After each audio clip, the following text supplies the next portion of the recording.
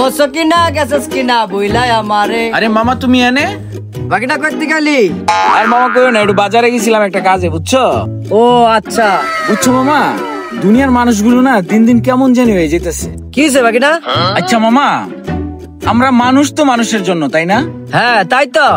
একটা মানুষ বিপদে পড়ে টাকা হলার ছেলে আমাদের উপকার করা উচিত না মামা, বলো?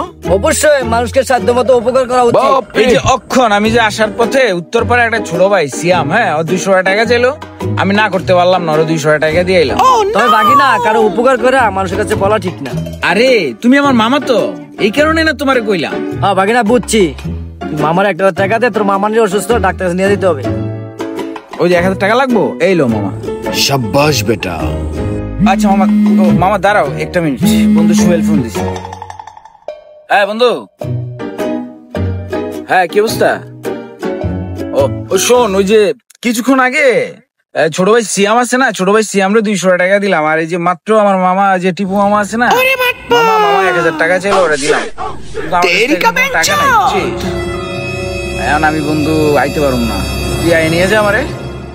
আচ্ছা ঠিক আছে, ওকে। Oh my God! আসসালামু আলাইকুম বড় ভাই, কেমন আছেন? ভালো আছি। জাকারিয়া কেমন আছো তোমরা? এই ভাই ভালো আছো তোমরা?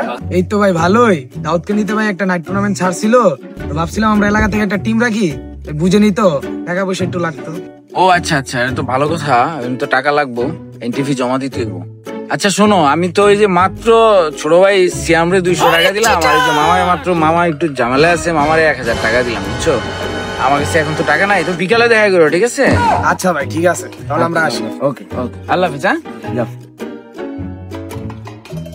নাটকের পো, তুমি টাকা আলাদা, তুমি মাইক দেখো, তুমি টাকা আলাদা, 10 টাকা। মামা, নাটকের পর থেকে আমি টাকা লইলাম না, দুটা বার লইলাম, আমি কোনটা লইলাম আমি?